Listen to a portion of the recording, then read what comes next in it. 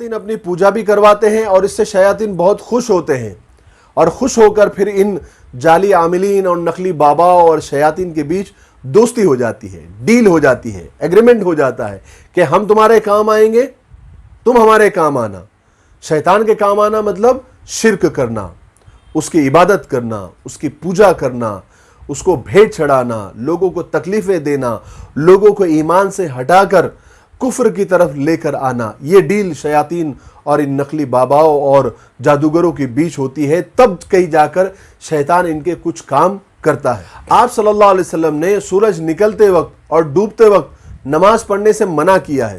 اس کی وجہ حدیثوں میں یہ بیان کی گئی ہے کہ طلوع آفتاب اور غروب آفتاب کے وقت شیطان سورج کے سامنے اس طرح کھڑا ہو جاتا ہے کہ سورج اس کے دونوں سینگوں کے بیچ سے نکلتا ہے، اور غروب کے وقت بھی شیطان مغرب کی طرف جا کر کھڑا ہو جاتا ہے کہ سورج اس کے دونوں سینگوں کے بیچ سے ڈوبتا ہے۔ تو اس وقت شیطان کے پجاری اور سورج کے پجاری سورج کی پوجا کرتے ہیں، اور مشرکین شیطان کی عبادت کرتے ہیں، اس کی پوجا کرتے ہیں۔ اس لیے ایسے وقت میں ہمیں نماز پڑھنے سے منع کیا گیا ہے، تاکہ ہم میں اور ان میں تھوڑا سا فرق ہو جائے۔ اس حدیث سے ایک خاص بات ہم کو پتہ چلی کہ شیاطین کے سینگ ہوتے ہیں، شیاطین کے سینگ ہوتے ہیں، اور یہی شیطان کی پجاریوں کی، جو شیطان کی عبادت کرتے ہیں، شیطان کو اپنا خدا مانتے ہیں، یہ ان کا سائن ہوتا ہے، یہ ان کی نشانی ہوتی ہے، یہ شیطان کے سینگ۔ اس کی تفصیل میں آپ کو آگے بتاتا ہوں۔ دیکھیے، جیسے ہم مسلمان ہیں، ہم رسول پاک صلی اللہ علیہ وسلم، صحابہ اکرام، اولیاء اللہ سے ہم عقیدت اور محبت کے اظہار کے لیے ان جیسا حلیہ، ان جیسے کپڑے، ان جیسی شکل اور ان کے سائن ہم استعمال کرتے ہیں۔ جیسے ہم داڑھی رکھتے ہیں، پگڑی باندھتے ہیں، ڈھیلے ڈھالے کپڑے پہنتے ہیں، مسواک کرتے ہیں، اسی طرح آپ دیکھیں گے پیری مریدی میں بھی، وہ بھی جو ہے جیسے پیر رہتے ہیں ویسے مریدین اپنے پیر سے عقیدت کے اظہار کے لیے ان جیسا حلیہ، ان کے جیسے کپڑے، ان کی جیسی داڑھی اور ان کے جیسا رہنے کی وہ کوشش کرتے ہیں۔ کم سے کم ٹوپی تو ان کے جیسی پہننے کی وہ کوشش کرتے ہیں۔ اور یہ ہر مذہب میں ہوتا ہے کہ جو لوگ جس کو اپنا بھگوان، اپنا گرو مانتے ہیں، ان سے عقیدت، ان سے محبت کے اظہار کے لیے ان کے جیسے رہنے سہنے کی وہ کوشش کرتے ہیں، اور ہر ایک کے الگ الگ سائن ہوتے ہیں، نشانیاں ہوتی ہیں۔ چونکہ فری میسن اور ایلومناتی کے لوگ شیطان کے پجاری ہوتے ہیں، اور شیطان کے پجاری شیطان سے محبت اور عقیدت کے اظہار کے لیے اپنے ہاتھوں کو اس طرح بناتے ہیں۔ آپ ہالی ووڈ کے جتنے بھی اداکار اور اداکارہ ہیں، ایکٹر اور ایکٹریسز، ان کو آپ دیکھیے، وہاں کے پولیٹیشین کو آپ دیکھیے، وہاں کے پریسیڈنٹ کو آپ دیکھیے، دنیا بھر کے ہالی ووڈ کے اداکاروں کو آپ دیکھیے، وہ یہی سائن بناتے ہیں۔ کچھ لوگوں کو ایسا لگ رہا ہوگا کہ آپ خامخواہ کی باتیں کر رہے ہیں، یہ تو بس ایسی فیشن ہے، یہ تو کول کا سائن ہے، ایسی باتوں سے اس کا کوئی تعلق نہیں ہے۔ تو آپ یہ تصویر دیکھیے، یہ تصویر 12ویں صدی کی ہے، یعنی ٹیمپلرز کے جو ہاتھ لگی تھی، یعنی جو سلیمان علیہ السلام کے تخت سلیمانی کے نیچے جو انہوں نے کھدائی کی تھی، وہاں سے جو نقش، جو کتابیں اور جو تصویریں ان کے ہاتھ لگی تھی، یہ اس زمانے کی تصویر ہے، بہت پرانی تصویر ہے۔ آپ اس میں بھی اس شیطان کے ہاتھ کو دیکھیے، وہ بھی اسی طرح کا سائن بنائے ہوئے ہیں۔ تو اس زمانے میں کون سا فیشن آ گیا، اس زمانے میں کون سا کول کا سائن آ گیا، اس زمانے میں کون سا لوگ ریپ کرتے تھے؟ میرے بھائیوں، یہ شیطان کا سائن ہے، شیطان کی پجاریوں کا سائن ہے۔ یہ بات خاص میں نوجوانوں کے لیے بول رہا ہوں، جو بڑے نخرے کے ساتھ اور اپنے آپ کو کول بتانے کے لیے اس طرح کا سائن بناتے ہیں۔ اسی طرح فری میسن اور ایلومناتی کی ایک اور سائن ہے، وہ ہے ایک آنکھ جو دجالیت کی طرف اشارہ کرتی ہے، جو کافی مشہور ہے۔ ایک اور ان کی سائن، ایک اور ان کی نشانی ہے کہ ان کے جو فرش ہوتے ہیں، جو ٹائلیں لگی ہوتی ہے، وہ ایک کالی اور ایک سفید ہوتی ہے۔ اس کے پیچھے ایک خاص حکمت ہے۔ ایک وجہ یہ ہے کہ آپ صلی اللہ علیہ وسلم کی حدیث ہے کہ آپ صلی اللہ علیہ وسلم نے ہمیں ایسے بیٹھنے سے منع فرمایا ہے کہ جہاں آدھی دھوپ اور آدھی چھاؤ ہو، یعنی ایسی جگہ ہمیں بیٹھنے سے منع کیا گیا ہے کہ ہمارا جسم آدھا دھوپ میں ہو اور آدھا جسم جو ہے چھاؤں میں ہو۔ اور اس کی وجہ یہ بتائی گئی ہے کہ شیطان اس طرح بیٹھتا ہے۔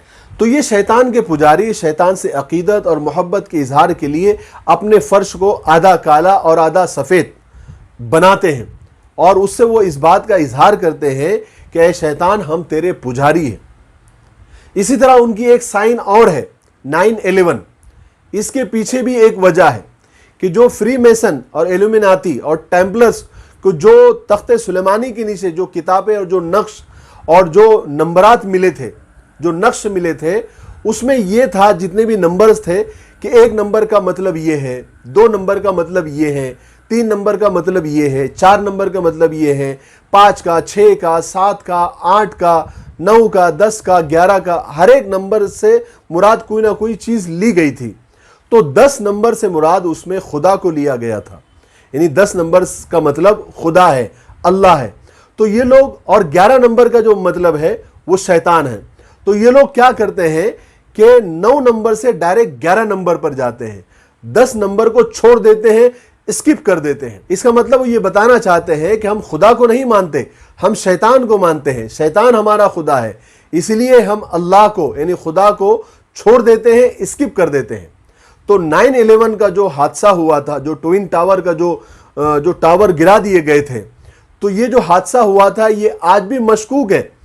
بہت سارے لوگوں نے بہت سارے ثبوتوں کے ساتھ اور پورے کانفیڈنس کے ساتھ یہ بتایا ہے کہ یہ کام انہی شیطان کے پجاریوں کا، یعنی فری میسن اور ایلومیناتی یا ان سے ملی جلی کچھ بہت ساری تنظیمیں، نام الگ الگ ہو سکتے ہیں لیکن انہی سے جڑی ہوئی ہے، انہی سے ملی ہوئی ہے، یہ انہی کا کام ہو سکتا ہے۔ اور یہ 9/11 کا سائن اس واقعے سے پہلے بھی، یعنی جو ٹوئن ٹاور کا جو واقعہ ہوا تھا اس سے پہلے بھی بہت سارے کارٹونز میں اور فلموں میں بتایا جاتا رہا ہے۔ سیمسن امریکہ کی ایک مشہور کارٹون سیریز ہے، آج بھی وہ جاری ہے۔ سیمسن نے 9/11 کے سائن کو الگ الگ طریقوں سے بار بار بتایا ہے۔ ہالی ووڈ کی فلموں میں بھی یہ سائن بار بار بتایا گیا ہے۔ یہ لوگ ساری دنیا کو یہ بتانا چاہتے ہیں، یہ سائن بار بار بتا کر کہ ہم خدا کے نہیں شیطان کے پجاری ہیں اور شیطان ہمارا خدا ہے۔ ایک اور چیز ہے ہینڈ آف فاطمہ، یعنی فاطمہ کا ہاتھ جس کے بیچ میں ایک آنکھ بنی ہوئی ہے، یہ بھی دجالیت کی طرف اشارہ ہے۔ یہ زیادہ تر اہل تشیع حضرات یا ایران میں آپ نے دیکھا ہوگا۔ اس طرح کچھ تعویذات بھی ہوتے ہیں جس میں نمبروں کی کوڈنگ ہوتی ہے۔ اب یہ نمبر سے کیا مراد ہے یہ تو اسی کو پتا ہوگا جس نے یہ سب لکھا ہوگا۔ ظاہر ہے کہ جس نے اس کی کوڈنگ کی ہوگی وہی اس کو ڈی کوڈ کر سکتا ہے۔ اور یہ بڑے عجیب و غریب تعویذات ہوتے ہیں۔ کہیں پر آپ نے دیکھا ہوگا حمزہ حمزہ حمزہ حمزہ، کہیں پر ہا ہا ہا ہا، کہیں پر یا، تو یہ سب کوڈنگ ہوتی ہے۔ بعض اوقات یہ شیطان کے شروع اور آخر کے حروف بھی ہو سکتے ہیں جن سے شیاطین کو پکارا جاتا ہے۔ اسی طرح بہت سارے تعویذات میں فرعون، حامان، ابلیس، ابو جہل وغیرہ ان کے نام بھی لکھے جاتے ہیں، اور کہا جاتا ہے کہ ان تعویذ کو اپنے گلے میں لٹکا کر گھومو، تمہاری مشکلیں آسان ہو جائے گی۔ اور حیرت اور افسوس کی بات ہے کہ مسلمان ان شیطانوں کے اور اللہ کے دشمنوں کے نام کو اپنے گلے میں ڈال کر گھومتا ہے اور یہ سوچتا ہے کہ میری ساری مصیبتیں ٹل جائے گی۔ یہ ساری چیزیں کفریہ ہیں، بکواس ہے، ان سے ہمیں بچنا چاہیے۔ اسی طرح نقش سلیمانی ایک بڑی مشہور کتاب ہے۔ میں نے آپ کو پہلے بتا دیا تھا کہ سلیمان علیہ السلام کی جو حکومت تھی، جو سلطنت تھی، وہ اللہ کے قدرت سے چلتی تھی۔ اللہ پاک نے آپ کو معجزہ دیا تھا اور ایسی حکومت دی تھی۔ اس میں جادو کا کوئی عمل دخل نہیں ہے۔ قرآن پاک میں اللہ تبارک و تعالیٰ نے سختی سے اس کی نفی کی ہے، بلکہ آپ نے تو جادوگروں کو مارا تھا اور ان سے سب کچھ چھین کر تخت سلیمانی کے نیچے دفن کر دیا تھا تاکہ لوگ کفر میں نہ پڑے اور اپنے ایمان کی حفاظت کر سکے۔ لیکن جب بھی اور آج بھی اور ابھی بھی کچھ جنتر منتر اور کچھ نقشے حضرت سلیمان علیہ السلام کی طرف منسوب کیے جاتے ہیں۔ اب یہ دیکھیے، یہ سلیمانی نقش ہے، یعنی ان نقش کے ذریعے لوگوں کو یہ بتایا جاتا ہے کہ انہی نقشوں کے ذریعے سلیمان علیہ السلام نے جنات کو قابو میں کیا ہوا تھا۔ آپ لوگ بھی یہ نقش گلے میں لگا کے گھومو یا اپنے جیب میں رکھو یا کمر پر باندھو تو جنات آپ کے بھی قابو میں آ جائیں گے، اور ساری طاقت آپ کی، جنات کی جتنی بھی طاقت ہے وہ سب آپ کو مل جائے گی، اور ساری دنیا آپ کے انڈر آ جائیں گی، ساری دنیا آپ کی غلام ہو جائے گی۔ یہ چند ضروری باتیں تھیں جو جادو اور جادو کے حوالے سے میں نے آپ کو بتائی تاکہ آپ کی اس سے نالج بڑھے اور آپ اپنی حفاظت ان جادوگروں سے کر سکیں۔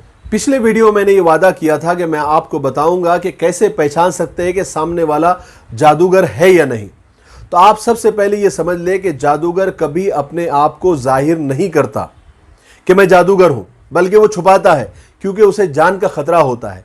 इसलिए जादूगर अपने आप को नेक, मुत्तकी, परहेजगार, रूहानी, आमिल ही बताता है, लेकिन हकीकत में वो जादूगर होता है। तो जादूगर की सबसे पहली निशानी यह है कि वो आपसे आपकी माँ का नाम पूछेगा कि आपकी माँ का नाम बताओ ताकि मुझे आपका हिसाब किताब करना है। तो आप थोड़े से अलर्ट हो जाइए क्योंकि ये जादूगर है, क्योंकि इस्लाम में कोई हिसाब किताब ऐसा है ही नहीं, बल्कि इस्लाम ने वालिद के नाम को तरजीह दी है। शैतानी ताकतों और शैतानी आमाल में माँ के नाम को तरजीह दी जाती है। इस्लाम में तो अब्दुल्ला बिन मसूद, अब्दुल्ला बिन उमर, अब्दुल्ला बिन अब्बास बिन को यानी वालिद को तरजीह दी जाती है। अक्सर इस्लाम ने नामों को वालिद की तरफ मंसूब किया है। माँ की तरफ मंसूब करना ये फ्रीमेसन, इल्यूमिनाती और जादूगरों का काम होता है। इसी तरह कोई अमल के नाम पर और हिसाब किताब के नाम पर आपसे कपड़ा मांगे, कमीज मांगे, दुपट्टा मांगे, आपका पैजामा मांगे, या आपकी यूज की हुई, इस्तेमाल की हुई चीजें मांगे, या कोई आपसे कहे कि काला मुर्गा लेकर आओ, काली मुर्गी लेकर आओ, काली सिर्री लेकर आओ, उल्लू के पाव लेकर आओ, शेर के नाखून लेकर आओ, फलाने जानवर की खाल लेकर आओ, उसके बाल लेकर आओ, तो आप समझ ले 100% ये जादूगर है और आपको कोई ये ऐसा अमल करने वाला है जिसमें जादू है, कुफ्र है, शिर्क है। इसी तरह कोई आपसे कहे कि ये अमल सन्नाटे में करना है, सुनसान जगह पर करना है, कब्रिस्तान में करना है, या कोई आपसे ये कहे कि मुझे ये अमल, मुझे टाइम दो क्योंकि मुझे ये कब्रिस्तान में अमल करना पड़ता है या सुनसान जगह पर करना पड़ता है, तो आप समझ जाइए कि ये पक्का जादूगर है और ये जादू करने वाला है। इसी तरह कोई आपसे ये कहे कि आपको ये अमल करना होगा कि 3 दिन 5 दिन आपको पानी को हाथ नहीं लगाना है, तो ये कौन सा अमल हुआ? क्या 3 दिन 5 दिन आपको नमाज नहीं पढ़नी है, वजू नहीं करनी है, गुस्ल नहीं करनी है? शरीयत में इस तरह का कोई अमल नहीं है और ना इसकी इजाजत है। अगर कोई आपसे ये करने को कहे तो समझ जाए कि ये जादूगर है और जादू के जरिए ये आपके इलाज की कोशिश में है। इसी तरह एक निशानी मैं आपको बता दूं कि कोई आपसे कहे कि फलानी चीज, फलानी ये लो हांडी और जाकर कब्रिस्तान में दफना दो, सुनसान जगह पर जाकर दफना दो, वीरान जगह पर जाकर दफना दो, तो समझ जाए कि ये भी जादू का ही कोई हिस्सा है और ये जादूगर है। कोई आपको पिछली मालूमात दे, गुजरी हुई बातों को बताए, आप जैसे ही एंटर हो या उसके सामने जाए तो आपको बता देगा आपका नाम ये है, आपके बाप का नाम ये है, आपके दादा का नाम ये है, आप फलानी शादी में गए थे, फलाने दिन फलाने जनाजे में गए थे, फलाने सफ़र में आप थे, फलाना आपको मिला था, तो अलर्ट हो जाए ये भी जादू का ही हिस्सा है और ये खबीस जादूगर है। अगर आपको कोई अजीब व गरीब तावीज़ात बना कर दे, अजीब व गरीब नक्शे बना कर दे, फ़िरौन लिखा है, हामान लिखा है, अबू जहल लिखा है, अबू लहब लिखा है, या जिब्राइल या मीकाइल या इज़राइल, और पता नहीं कुछ आड़े तिड़े नंबर, आड़ी तिड़ी लाइन, तो समझ जाइए कि ये जादू का हिस्सा है। अगर आप ऐसे जादूगर के पास इलाज भी कर लेते हैं और आपका अगर टेम्पररी इलाज भी हो जाता है, तो क्या ईमान के सौदे पर शिफा लेना सही है?